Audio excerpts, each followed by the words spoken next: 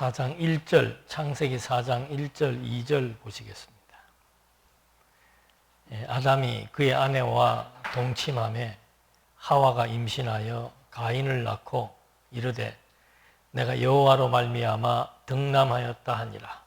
그가 또 가인의 아우 아벨을 낳았는데 아벨은 양치는 자였고 가인은 농사하는 자였더라. 우선 2절까지 말씀 봉독해 드렸습니다. 아담과 하와가 타락하고 난 이후에 제일 먼저 발생하는 그런 사건이면 사건일 수도 있는 이 가인에 대한 내용들이 4장에서는 주를 이루고 있습니다. 그래서 왜 4장에서 가인에 대한 얘기가 주로 형성이 되었고 또 가인에 대한 여러 가지 상황들이 어떤 의미가 있는지를 좀 확인해야 될 필요가 있습니다. 그래서 처음부터 가인과 아벨이 등장을 하고 그 다음에 가인과 아벨에 의한 제사의 문제가 제기가 되고 그 제사 문제로 가인이 살인을 하게 되고 그런 다음에 가인은 이제 하나님에게 심판을 받고 또 보호를 받고 그리고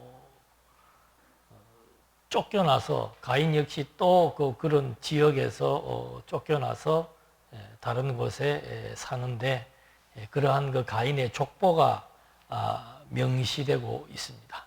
그래서 그 최초로 명시된 성경의 족보는 가인의 족보입니다. 그래서 이 가인이 도대체 어떤 의미가 있길래 창세기 4장 전체의 중심 인물로 등장을 하게 되고 하나님께서 도대체 가인을 통해서 무슨 섭리를 전개하시려고 이렇게 가인이 소개되고 있는지 일단 그런 그 질문들을 가지고 본문의 내용들을 좀 보도록 하겠습니다. 일단은 그 3장 24절 바로 위에 있죠. 3장 제일 마지막 끝날 때가 에덴 동산에서 아담과 하와가 에덴 동산에서 쫓겨나는 얘기가 나옵니다. 그러니까 에덴 동산은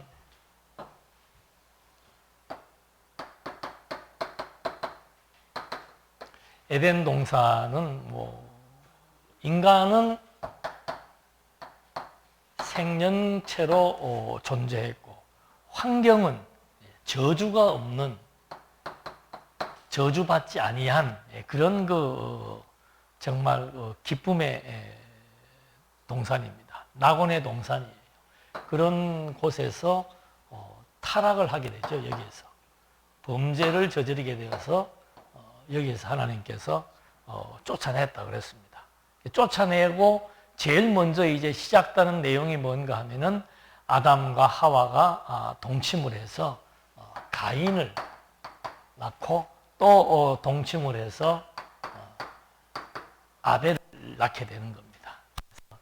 이제 그 두 아들을 통해서 하나님이 무슨 의도와 무슨 그 섭리를 전개해 나가시려고 이 상반된 두 아들을 통해서 하나님이 섭리해 나가시는지에 대해서 관심을 갖고 좀 보시면 좋겠습니다.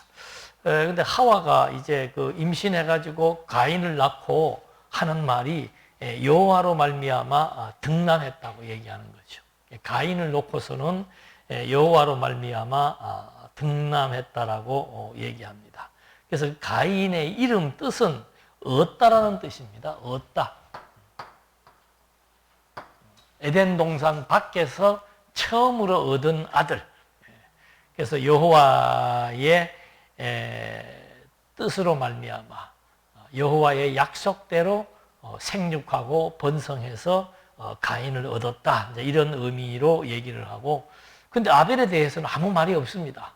그러니까 이 하와는 가인을 낳았을 때는 여호와께서 주셨다라고 이제 고백을 했는데 아벨을 낳았을 때는 이제 아무 말이 없고 아벨의 그 뜻은 뭔가 하면은 허무예요. 허무.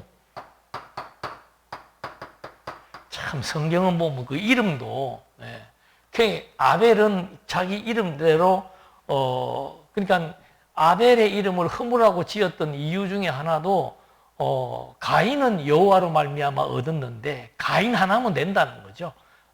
하와의 입장에서는 가인을 이제 선택을 하게 되는 거고, 그래서 아벨의 이름은 허무라 그래가지고 결국에는 이제 헛된, 나중에는 결국은 이 아벨이 가인으로부터 허무하게 죽음으로 인생을 끝나게 되는 이제 그런 결과가 나타나는데, 하와는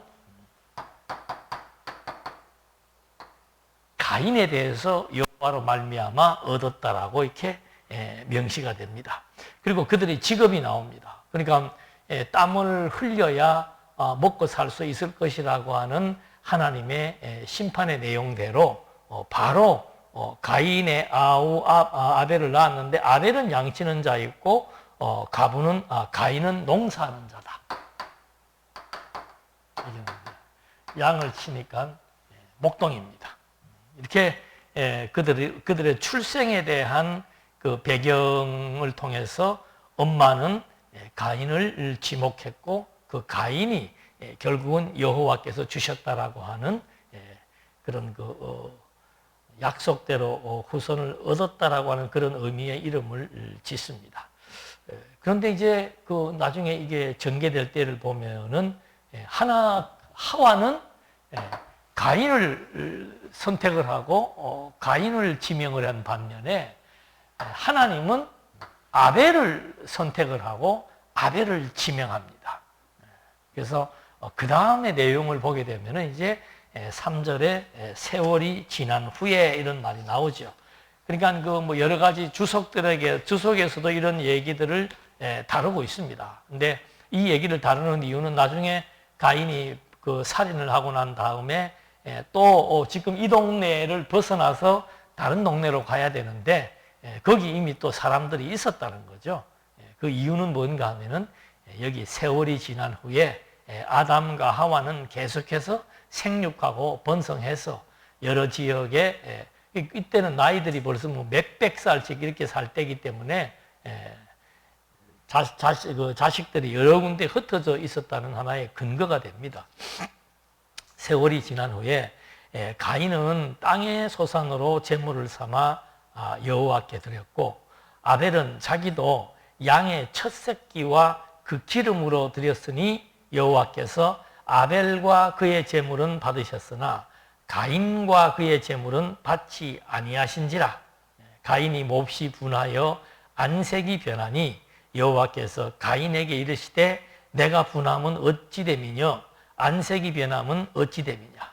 내가 선을 행하면 어찌 낯을 들지 못하겠느냐. 선을 행하지 아니하면 죄가 문에 엎드려 있느니라. 죄가 너를 원하나 너는 죄를 다스릴지니라. 자, 여기 보니까 이제 하나의 그 좋은 사건이 발생을 합니다. 하나님 앞에 제물을 드리는데,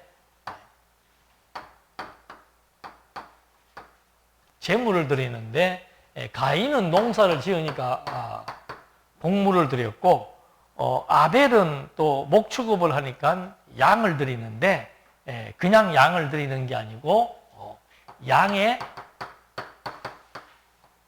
첫 새끼를 드립니다. 여기에서 이제 하나님께서 가인의 것은 받지 않고 아벨의 것만 받습니다. 그 이유에 대해서는 밝히지 않고 있습니다. 그러나 이제 이 이유는 나중에 그 히브리서를 기록한 기자가 그 이유를 밝혀줍니다. 조금 더 이제 하나씩 보시겠습니다. 중요한 것은 뭔가 하면 왜 하나님께서 가인과 아벨을 출생을 시켜놓고 재물을 가지고 이들을 지금 시험을 하시고, 그 재물에 의해서 하나는 받고 하나는 받지 않고, 이게 수용하고 거부하는 기준이 재물이 되게 했다라고 하는 거죠. 조금 더 나아가면은 결국은 제사의 문제가 언급되게 되는, 이게 이제 왜 필요한가? 하나님이 성경을 통해서 특히 창세기 이제 1장에서 복을 주셨고, 그 다음에 3장에서 타락을 하고 에덴 동산에서 쫓겨나고 처음 이제 가인과 아벨이 출생을 해서 그들에게 주는 첫 과제가 뭔가 하면은 제물을 내라 이 말입니다. 근데 하나님이 왜 제물을 내라고 그랬는가? 이게 이제 중요한 부분이죠. 왜 하나님께서 아담, 하와 이후로 가인과 아벨에게 제일 먼저 제시한 것이 뭔가 하면은 제물의 문제, 좀 더 나아가서는 제사의 문제를 하나님이 제일 먼저 언급을 하시는가라고 하는 것을 이제 질문을 갖고 이제 좀 보겠습니다. 근데 여기서 제가 말씀드린 대로 아벨은 양의 첫 새끼와 기름을 드렸다 그랬습니다. 양의 첫 새끼와 기름. 그리고 이것은 다른 말로 하면 뭐 가장 좋은 것을 드렸고 그 다음에 가장 좋은 것을 하나님 앞에 드렸기 때문에 일단 그 하나님의 권위, 하나님의 권세, 하나님의 주권 이걸 인정한다고 보는 겁니다. 내가 좋은 대로 하는 게 아니고 하나님이 좋아하시는 대로 양의 첫 새끼를 드렸다는 그런 의미가 되고, 가인은 아무 설명 없습니다. 그냥 곡식만 드린 거예요. 그런데 이걸 우리가 조금 더 추적을 해보게 되면은 아담과 하와가 범죄를 했을 때 제일 먼저 범죄하고 난 다음에 나타난 일이 뭔가 하면은 그 아담과 하와가 가지고 있던 교활함과 간계함을 숨기려고 하는 거죠. 그게 부끄럽다는 얘기예요. 숨기기 위해서 아담과 하와는 나뭇잎으로 자기의 그 허물, 죄지요, 죄, 허물을 나뭇잎으로 가리고 덮은 거예요. 그런데 하나님께서는 인간이 나뭇잎으로 죄와 허물을 덮을 수가 없고 무엇으로? 하나님은 가죽옷으로 덮었다는 거예요. 이게 가죽이라고 하는 것은 짐승의 생명을 담보로 해서 나타나는 게 가죽옷이에요. 가죽을 벗기려면은 짐승을 죽여야 되잖아요.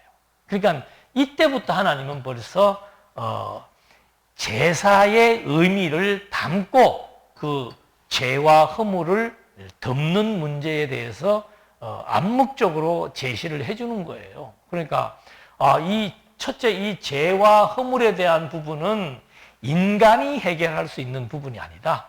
그러니까 죄인이 자기가 죄 지어놓고 자기 죄에 대해서 자기가 판결하고 자기가 용서해주고 이건 있을 수가 없는 거죠.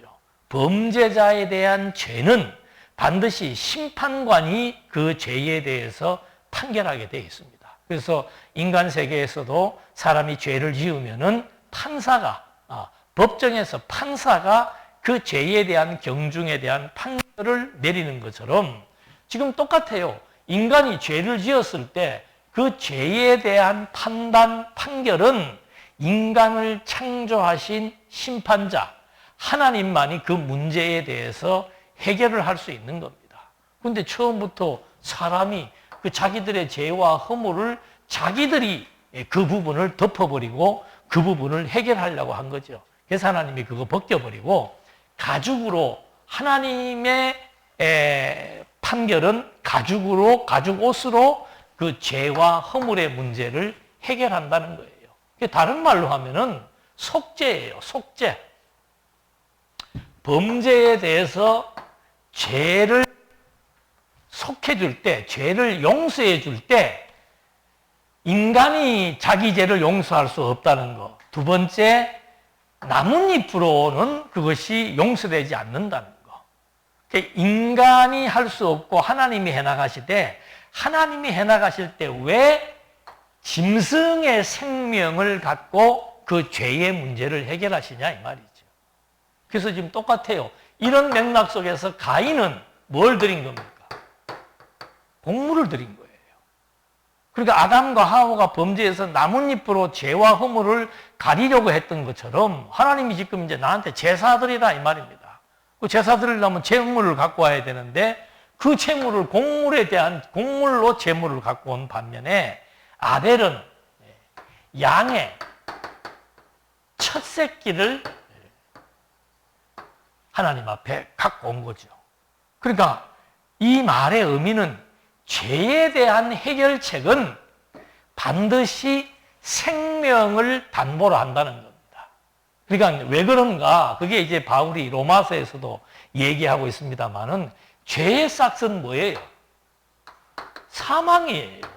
그럼 이 사망의 문제를 해결하기 위해서는 또 다른 생명을 지불해서 그 사망의 문제를 해결하는 거다 이 말입니다.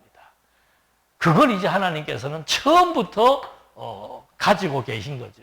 그게 자기 언약 백성들에 대한 생명을 보호하고 보존해서 생육 번성시키기 위한 하나님의 방식이다 이 말입니다. 그러니까 처음부터 하나님은 가죽옷을 가지고 옷을 입혔고 아벨 자신이 그것을 보았다라는 말은 없습니다만은 히브리서 11장 4절에 보면 이렇게 나와 있습니다. 믿음으로 아벨은 가인보다 더 나은 제사를 하나님께 드림으로 의로운 자라 하시는 증거를 얻었으니, 그러니까 아벨은 믿음으로 하나님께 제사를 드렸다는 거예요. 그럼 아벨이 가지고 있던 믿음은 무슨 믿음입니까? 하나님이 제시해 준 제사에 대한 원리를 그대로 수용하고 받아들였다는 거예요. 그러니까 하나님이 가죽옷을 가지고 먼저 아담과 하와 그 아부 부모들의 죄를 가죽옷으로 가리워서 허물을 덮고 용서해 준 것, 그걸 그대로 받아들이니까 아벨은 그것도 양의 첫 새끼를 드렸다는 거예요.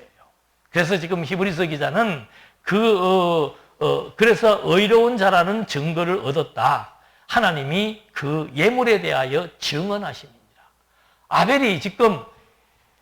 아벨이 양의 첫 새끼를 드렸고 가인은 곡물을 바쳤는데 하나님이 지금 보시고 하나님이 관심받는 부분은 뭔가 하면은 어떠한 제물을 드렸는가. 그리고 인간은 죄인이기 때문에 그 죄의 문제를 해결하기 위해서 어떤 제물을 하나님 앞에 가지고 와야 되는가. 이게 왜 필요한가 하면은 아담과 하와가 범죄해서 이제 육체가 돼버렸잖아요. 육체가 돼버렸기 때문에 육체의 소욕이 있단 말입니다. 이 육체의 소욕은 항상 죄와 관련된 겁니다. 육체의 소욕은 인간의 자기중심, 자기 본의로 자기가 좋은 대로 하려고 하는 죄성을 내부적으로 소유하게 됐다는 거예요.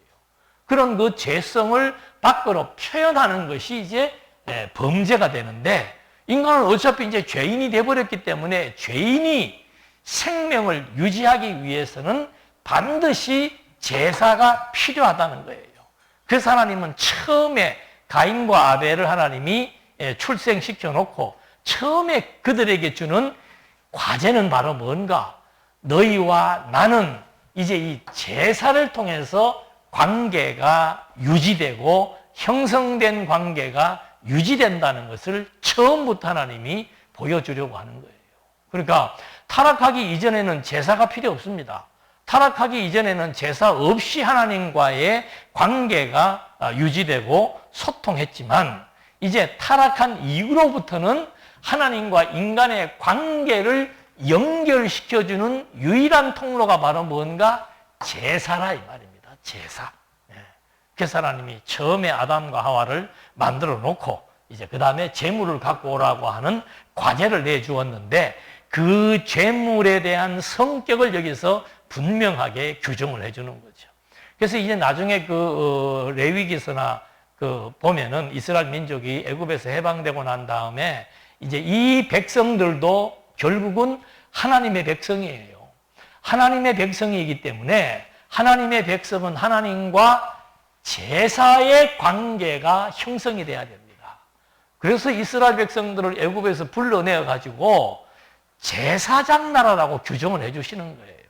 지금 아담과 하와가 에덴 동산에서 쫓겨나가지고 처음 가인과 아벨을 출생시키고 그들이 처음 하나님 앞에 나서서 하나님에게 주신 과제가 뭔가 하면은 제사를 드리기 위한 제물에 대한 문제를 가지고 처음부터 하나님은 이제 의도를 가지고 섭리를 해나가시는 거죠. 그러니까 죄인들에게는 반드시 제사를 통해서 하나님과의 관계가 유지되고 소통이 가능해진다라고 하는 거예요. 왜? 하나님은 그 죄를 반드시 물으시기 때문에. 그리고 타락한 인간은 이제 죄인이 되었기 때문에 죄를 지을 개연성을 그냥 100% 가지고 있는 거예요. 그러니까 그들에게는 제사가 없으면은 여기에 이제 죄인이 됐잖아요. 그리고 여기 죄가 있기 때문에 하나님과 하나님의 백성들의 관계가 계속 유지되고 소통하려면은 요 죄 문제를 해결할 제사는 필수라는 거예요. 그래서 이 제사에 대한 원형이 하나님은 생명을 지불한다라고 하는 거. 제사의 원리의 핵심은 생명이 지불돼야 된다라고 하는 거. 왜? 생명이 죽게 되기 때문에. 그래서 양의 첫 새끼. 레위기서에 보면은 첫 새끼를 드리라고 그래요. 이스라엘 백성들에게도 제물을 드릴 때는 첫 것을 드리라. 왜? 첫 것은 나머지 모든 것에 대한 대표성을 띠고 있기 때문에 첫 새끼를 하나님께 드려서 첫 새끼가 하나님에게 연락이 되면은 나머지 모든 것들에 대한 죄가 속죄함을 얻을 수 있기 때문에. 그래서 하나님이 첫 것은 내 것이라고 얘기하는 거예요. 왜? 그 첫 것을 내가 받아서 그 첫 제물을, 첫 새끼의 제물을 통해서 나머지 자기 백성들의 모든 죄를 용서하게 해주는 그런 중요한 역할을 하기 때문에 지금 이렇게 아벨의 제물에 대한 가치를 부여하게 되고 가인의 제물에 대해서는 하나님이 받지 않습니다. 이유는 뭔가? 생명이 없기 때문에, 피가 없기 때문에. 그래서 하나님과 인간의 관계가 이제 죄로 말미암아 이렇게 담이 쌓인 거죠. 그 담을 부시고 새로운 소통의 통로를 제시해 준 것이 바로 뭔가? 제사의 길이다 이 말입니다. 그래서 아담과 하와 이후로부터 범죄한 이후로부터 하나님께서 가인과 아벨을 통해서 이제는 죄인들에게 하나님과의 관계, 소통의 관계를 해결해 줄 수 있는 것이 뭔가? 그게 제사의 길이라고 하는 것을 제시해 주는 거예요. 그래서 지금 하나님께서 가인과 아벨을 불러놓고 제일 먼저 주시는 과제가 뭔가 하면은 제물에 대한 과제를 가지고 하나님의 지금 의도를 밝혀주는 거란 말입니다. 그런데 하나님께서 지금 이 제물을 드렸는데 당연히 아벨 것만 받지요. 이런 하나님의 의도가 있기 때문에 아벨의 제물만 받았단 말입니다. 그러니까 가인이 몹시 얼굴 색깔이 변하면서 몹시 분했다 이 말이죠. 그러니까 이 분노라고 하는 것은 여러분들도 왜 화가 납니까? 화날 때 왜 화가 나는 거예요? 내 마음대로 안 됐기 때문에 화가 나는 거예요. 그러니까 가인은 처음부터 자기중심적이에요. 제물을 드리는 것도 하나님이 뭘 원하시는지 하나님에 대한 믿음으로 출발한 게 아니고 자기 좋은 대로 제물을 드린 겁니다. 아벨은 하나님이 무엇을 원하시는지에 대한 힌트를 가죽옷으로부터 확인했고 그래서 믿음으로 하나님 앞에 제물을 드림으로 하나님이 그 제물을 의로 받으신 거예요. 그 제물을 통해서 죄가 사해지고 의가 된다라고 하는 사실을 하나님이 주지해 주면서 그걸 받았다 이 말입니다. 근데 가인은 처음부터 자기중심입니다. 하나님의 뜻이나 하나님의 의도와는 관계없이 그냥 자기 마음대로 자기 좋은 대로 드렸는데 그것이 거절당하니까 그것이 거부당하니까 거기에서 뭐가 발생하는가 하면은 분노가 발생하는 거예요. 그러니까 분노는 자기중심, 자아가 센 사람일수록 분노 조절이 안 됩니다. 예. 그게 분노 조절 장애라고 그러잖아요. 이 집안은 가인의 혈통은 분노 조절 장애를 가지게 됩니다. 족보의 제일 마지막에 라멕이 등장하는데 라멕은 막 자기한테 화만 돋구면 죽여버리는 거예요. 애고 어른이고 상관없이 자기 말 안 들으면 죽이는단 말입니다. 그게 이제 이렇게 분노, 자기중심적인 것 이런 그 분노로 말미암아 결국은 이제 살인을 저지르게 되는데 그 전에 하나님이 경고를 해줍니다. 7절에 보니까 내가 선을 행하면 어찌 낯을 들지 못하겠느냐. 선을 행한다는 게 뭐예요? 네가 아벨처럼 내가 좋아하는 재물을 드렸다면은 네가 내 앞에서 화낼 일도 없고 네가 얼굴을 듣지 못할 이유도 없지 않느냐. 그러면서 선을 행하지 아니하면 죄가 문에 엎드려 있느니라. 네가 아벨과 같이 내가 좋은 재물을 드리지 않았으므로 말미암아 이미 이제 죄가 문에 엎드려서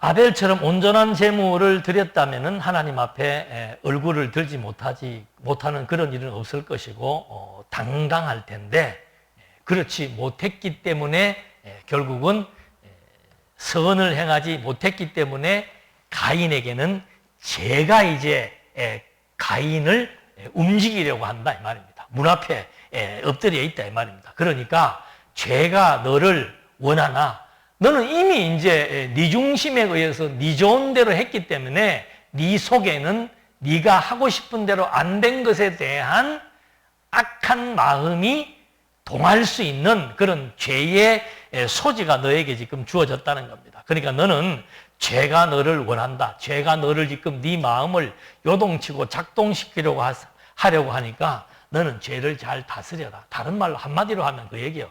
너 지금 분내지 말고 가인이 지금 막 분노하잖아요. 분노하지 마라. 너 분노하게 되면 실수한다. 그 말이에요. 분노하게 되면 실수하니까 네 마음을 좀 잘 다스려라 라고 얘기합니다. 근데 결국은 이 말이 안 들리지요. 그래서 가인이 그의 아우 아벨에게 말하고 그들이 들에 있을 때 가인이 그의 아우 아벨을 쳐 죽이니라.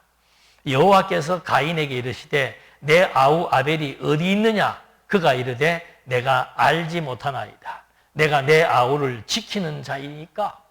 그러니까 결국에는 이제 하나님께서 조심하라고 준 그 부분에 대해서 가인은 절제하지 못하고 동생을 죽이는 인류 최초의 살인자가 되는 겁니다. 근데 이 살인을 해놓고 나서도 결국은 하나님께서 살인하자마자 나타나셔가지고는 네 아우 어딨냐라고 물으니까 모르겠다고 얘기하는 겁니다. 모르겠다고 거짓말을 하면서 도리어 이제 하나님 앞에 방자한 그런 태도를 지금 가인이 취하고 있는 것을 확인할 수 있습니다.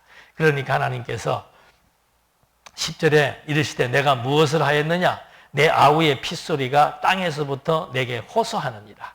땅이 그 입을 벌려 내 손에서부터 내 아우의 피를 받았은즉 내가 땅에서 저주를 받으리니 내가 밭을 갈아도 땅이 다시는 그 효력을 내게 주지 아니할 것이요 너는 그 땅에서 피하며 유리하는 자가 되리라. 그러니까 그 아담과 하와가 저질렀던 범죄의 양상과 결과가 가인에게도 유사하게 나타나는 겁니다. 그러니까 아담과 하와는 하나님의 신권에 도전을 한 거죠. 가인도 마찬가지입니다. 이 생명이라고 하는 것은 하나님께서 언약대로 생육하고 번성시켜야 되는 하나님의 약속의 방편이에요.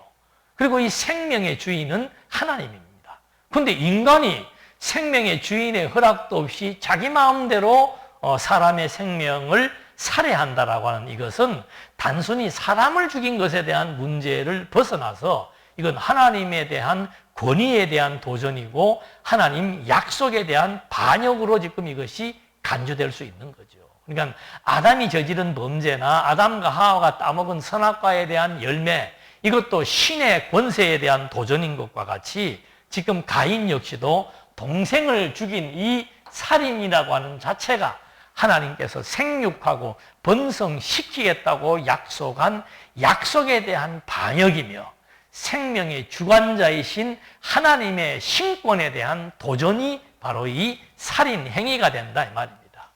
하나님께서 가인에게도 아담에게도 땅을 저주해가지고는 아담이 노동하지 않고 땀 흘리지 않고서는 그 땅에서 아무것도 수확할 수 없도록 저주해낸 것처럼 지금 가인도 마찬가지입니다.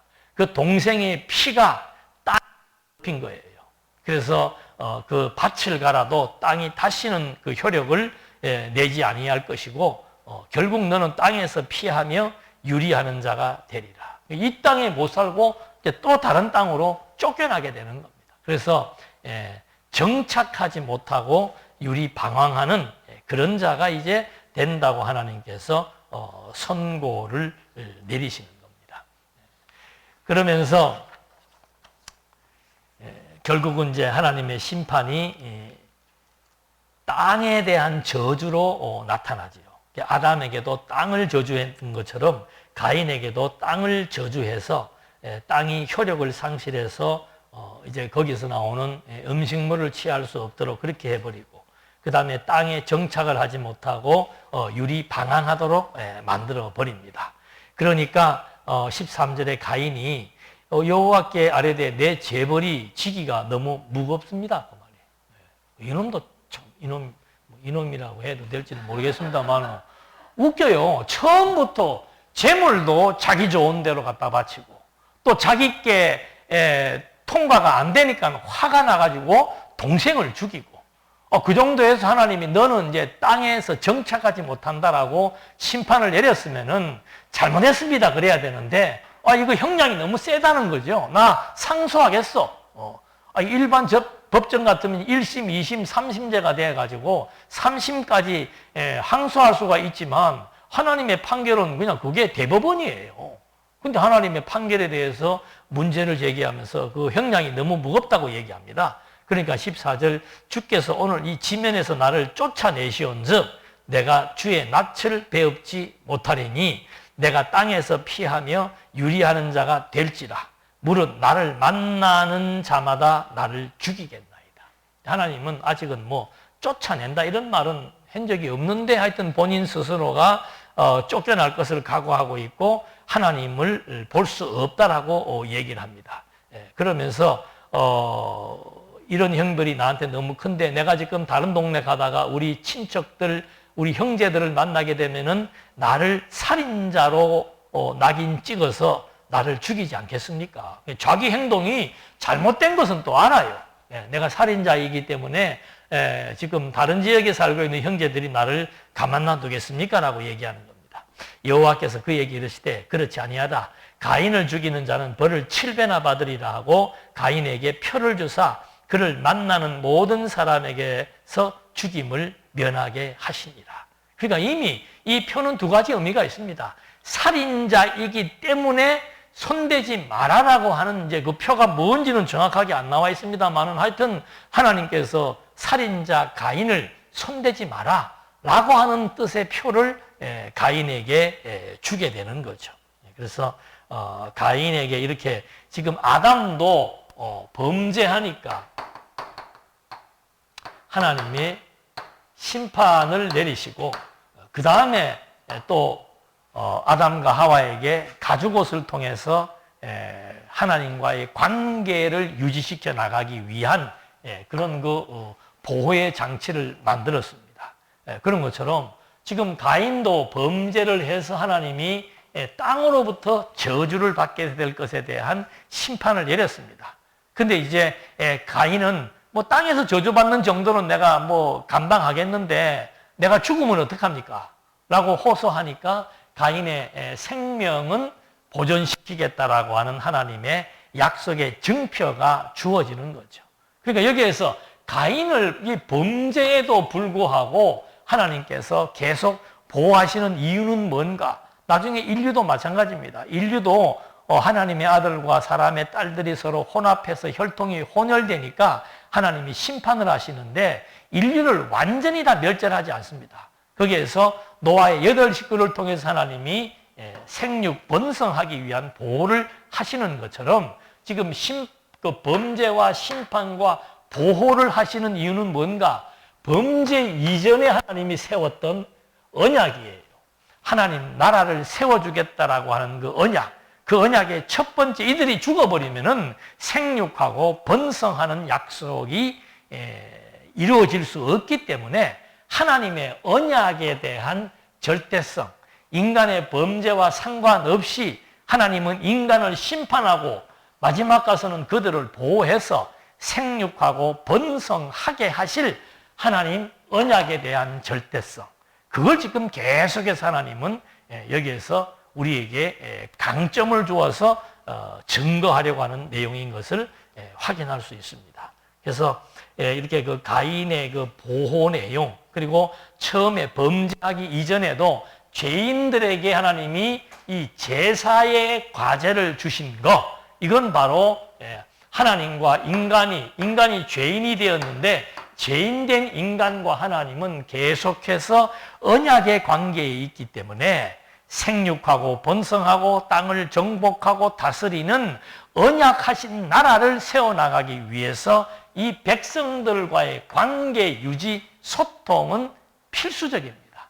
그래서 그 소통의 통로가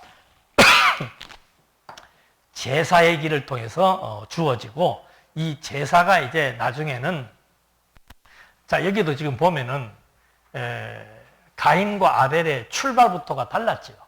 다르고, 이 제물 사건으로 이제 완전히 양분되어서 가인은 살인자가 됩니다. 살인자가 되고, 이제 우리는 그걸 뭐 크게 중요하지 않게 볼 수도 있었는데, 가인은 살인자가 됩니다. 살인자가 되고 나서 그 다음에 더 무서운 게 뭐예요? 더 무서운 게 본문에 보니까 하나님과 단절이에요. 지금 하나님은 제사를 통해서 계속해서 이 언약의 관계를 유지시키고 죄 문제를 해결해서 계속해서 하나님과의 소통을 유지해 나가시는데, 지금 이 가인은 뭔가 하면은 살인을 저지르는 것, 그 다음에 하나님의 보호장치가 주어지는데, 진짜 무서운 것은 하나님과의 단절인 것이죠. 하나님하고 단절되면은 회복할 방법이 없는 겁니다. 근데 이제 이 아벨의 계통은 보면은 이제 가인의 이 계통하고는 완전히 질이 다릅니다. 이 말씀을 드리는 이유는 뭔가, 이 가인과 아벨이 이제 결국은 하나님께서 아담과 하와가 타락한 이후로부터는 가인과 아벨을 통해서 하나님이 선택하고 유기하는 이런 이제 선택적인 사역을 가인과 아벨로부터 시작을 해 나가신다 이 말이죠. 그 근거가 뭔가? 가인은, 왜 가인을 하나님이 버리는가? 살인자 하나님과의 단절. 이제 다음에 보면은 이제 그 아벨 계통, 셋 이후로부터 나타나는 그들의 이 상황과 가인의 상황이 이제 완전히 다른 것을 우리는 이해할 수 있는데, 지금 현재는 이제 하나님께서 가인을 일단 보호하는 그런 내용으로 소개가 되는데, 제일 무서운 거는 이제 하나님과의 단절이다. 그런데 이제 하나님께서 가인을 일단 보호해서 생육하고 번성시키기 위해서 보호를 했습니다. 자, 16절에 보니까 이제 가인이 어떻게 행동하는가? 가인이 여호와 앞을 떠나서 에덴 동쪽 놋 땅에 거주하더니 아내와 동침함에 그가 임신하여 에녹을 낳은지라. 가인이 성을 쌓고 그 아들의 이름으로 성을 이름하여 에녹이라 하니라. 자, 가인이 여호와 앞을 떠납니다. 하나님하고 단절되니까 결국은 하나님 앞을 떠나게 되는 거죠. 가인이 여호와 앞을 떠나서 제일 먼저 하는 일이 뭡니까? 성을 쌓는 거예요. 성을 쌓는 이유, 왜 성을 쌓겠습니까? 자기가 살인자이기 때문에 1차적으로는 자기 생명을 자기가 안전하게 보호하기 위한, 성은 외부로부터의 침입이나 그렇게 해서 이 생명을 보존하기 위한 수단이에요. 그래서 이 자기 생명을 스스로 보존해 보려고 하나님께서 표를 주었음에도 불구하고 그게 시원치 않았던 모양이죠. 그러니까 하나님을 떠나서 노 땅에 거주하자마자 제일 먼저 하는 작업이 뭔가? 성곽을 짓는 겁니다. 그런데 이 성을 누가 지은 거예요? 성을 지을 때는 일단은 생명에 대한 보존, 두 번째는 인간의 자기 업적이에요. 요게 하나님이 노아 시대의 홍수로 세상을 심판하고 난 다음에 하나님이 약속을 해주죠. 이제는 내가 이 인류를 물로 멸망하지는 않을 것이다 라고 약속을 해줬는데 지금 똑같아요. 가인에게 생명을 보호해 주겠다고 표를 주었는데 그 표에 대한 신뢰도가 떨어져서 자기 스스로 자기 생명을 보존하기 위해서 성을 지은 것처럼 인류가 물로 멸망하고 나서 하나님께서 이제는 물로 멸망하지 않겠다고 말해 주었음에도 불구하고 인류가 하는 일이 뭡니까? 무슨 성을 쌓아요?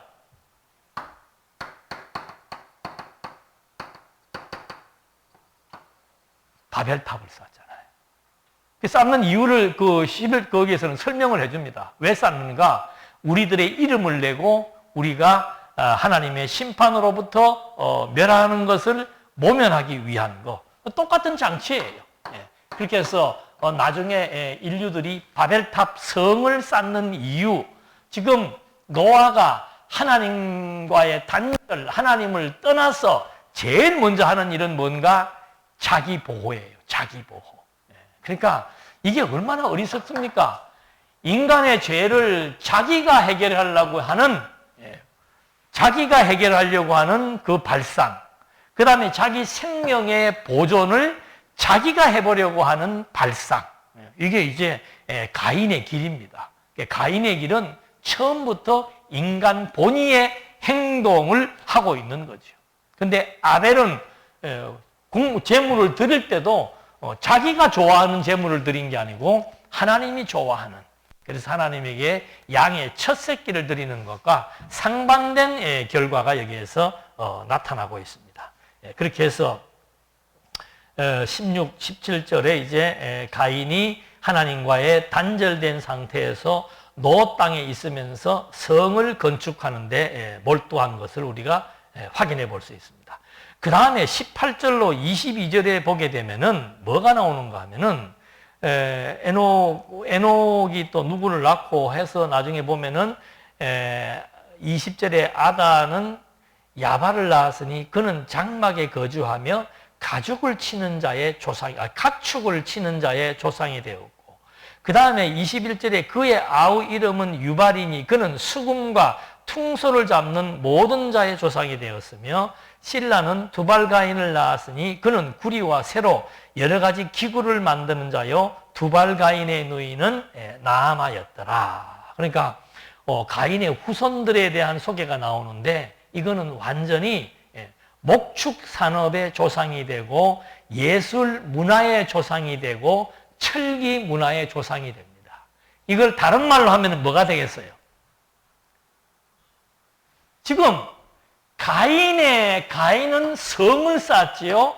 그의 후손들은 한마디로 말하면은 세속 문화의 조상이 되는 겁니다. 완전히 하나님의 품을 떠나서 세속화가 되는 거예요.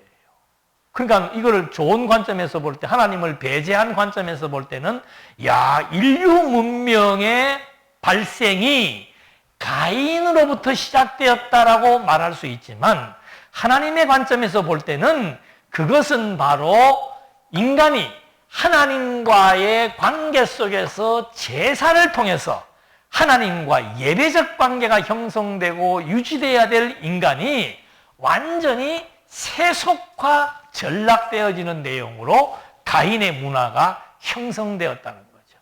성곽을 세우는 문화, 그 다음에 목축 산업의 조상, 철기 문화의 조상, 문화예술의 조상 해서 완전히 가인의 후예들은 세속 문화를 창달해 나가는 이제 그런 과정으로 여기에서 소개가 되고 있습니다.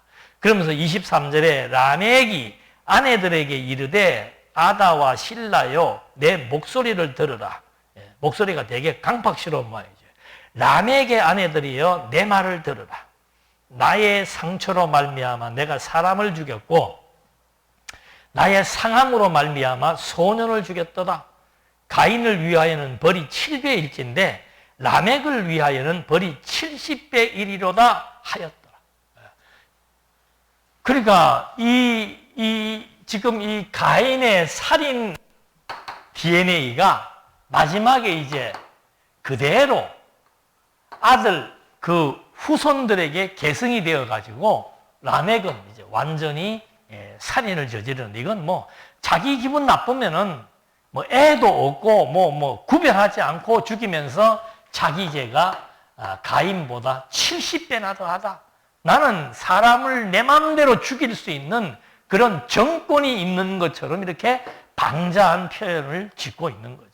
정상적인 사람 같으면은 아이고 내가 이 벌을 어떻게 다 받을까 할 텐데 그게 아니에요. 본인 입으로 나는 가인보다 우리 할아버지 조상보다 70배나 더 무서운 살인 무기라고 하는 사실을 여기서 증거하고 있습니다. 그러니까 이게 이제 완전히 이 가인의 계보가 살인으로 시작해서 세속화되고 그 다음에 살인의 DNA가 그대로 계승되는 이것이 이제 가인의 후손들입니다. 가인과 그의 후손들의 상태를 이렇게 설명을 합니다. 그런데 25절에 보면은 아담이 다시 자기 아내와 동침함에 그가 아들을 낳아 그의 이름을 셋이라 하였으니 이는 하나님이 내게 가인이 죽인 아벨 대신에 다른 씨를 주셨다 함이며 셋도 아들을 낳고 그의 이름을 에노스라 하였으며 그때 사람들이 비로소 여호와의 이름을 불렀도다. 자, 가인은 이렇게 끝이 나는데 죽은 아벨은 보면은 아벨 대신에 하나님께서 누구를 주었어요? 셋을 주었습니다. 이것도 생육번성해야 되니까. 그 다음에 셋 다음에 에노스를 주었어요. 그러니까 에노스 때 가서 진짜로 하나님은 생육하고 번성하게 하신다는 약속대로 가인의 혈족도 이렇게 생육 번성을 시키지만 아벨 대신에 또 아벨의 혈통도 하나님이 생육하고 번성시키는구나. 그걸 이제 아벨 대신에 셋을 주었고 셋의 아들 에노스 때 와가지고 사람들이 뭐 하는 거예요? 여호와의 이름을 불렀다라고 하는 것은 여호와를 찬양했다는 거예요. 그러니까 여기는 완전히 극과 극이죠. 여기는 하나님을 떠났고 살인하고 세속화되었고 이렇게 구성이 되어 있다면은 지금 아벨의 혈통들은 뭔가 하면은 하나님의 언약대로 생육하고 번성하는 아벨의 계통을 통해서 하나님 여호와를 찬송하는 예배의 전통이 그대로 대물림되고 있는 것을 여기서 확인해 볼 수 있는 겁니다. 아벨은 하나님 앞에 기뻐하는 제물을 드리고 예배하다가 가인에게 죽었는데 그 아벨이 드렸던 그 믿음의 제사가 그 다음에 셋과 에노스로 연결이 되어 가지고 여기는 예배의 전통이 계승되고 여기는 살인과 세속의 전통이 계승되는 완전히 구별되는 섭리 역사. 그러니까 하나님이 처음부터 가인과 아벨을 딱 분류해 가지고 섭리하기 시작하시는 거예요. 아벨은 가인은 하와가 좋아했고 아벨은 하나님이 좋아한 거예요. 그래서 그의 제물을 받는데 아벨을 죽였으나 아벨 대신에 셋을 주었고 셋이 또 에노스를 놓게 되니까 그 에노스 시대에 온 백성들이 여호와의 이름을 부르며 여호와께 예배하는 제사하는 그 아벨의 예배적 개념이 그대로 전승되고 여기는 가인의 살인의 DNA가 그대로 전승되는 이 두 가지의 양상이 극과 극을 달린다 이 말입니다. 이렇게 돼가지고 그 다음에 5장으로 넘어가면은 이 아담의 족보에 대한 내용들을 자세하게 설명을 하게 됩니다. 이것이 이제 여러분 이제 또 과제를 드릴게요. 4장에 나타나 있는 가인의 족보가 어떻게 구성되며 어떻게 설명되는지와 5장에 나타나 있는 아담의 족보가 어떻게 구성되며 어떻게 설명되는지가 완전히 다릅니다. 그게 무엇인지를 이제 다음 시간에 한 번 더 성경을 읽으시면서 확인을 해보시면은 아주 분명하게 내용들을 인지할 수가 있을 것입니다. 그래서 이제 처음부터 다시 거슬러 올라가면은 하나님께서 가인과 아벨에게 제물을 통해서 섭리해 나가시는 과제를 주셨는데 가인은 자기 중심에 자기 좋은 대로 곡물을 드렸고, 아벨은 하나님이 좋아하시는 양의 첫 새끼를 드렸다. 제물은 왜 중요하고 필요한가? 아담 타락 이후로부터는 인간들이 다 죄인이기 때문에 죄인의 상태만 가지고서는 하나님과의 관계 소통이 어려운 거죠. 그래서 하나님은 이 제사라고 하는 문화를 통해서 하나님과 죄인들 간의 소통을 유지시켜 나가는데, 제사를 드리기 위해서 제일 중요한 것은 제물이죠. 근데 죄인이 드리는 하나님과 소통을 위한 죄인들의 제사는 반드시 생명을 지불해야 된다라고 하는 거. 그래서 양의 첫 새끼, 가죽옷 이런 것들이 다 생명과 관련된 제물의 의미를 가지고 있어서 이런 맥락 속에서 전개되는데, 가인은 가인대로 생육 번성을 하고 아벨은 죽었으나 다시 하나님이 셋을 주어서 가인과 아벨, 가인과 셋을 완전히 분류시켜 놓고 섭리해 나간다는 것을 확인해 볼 수 있습니다.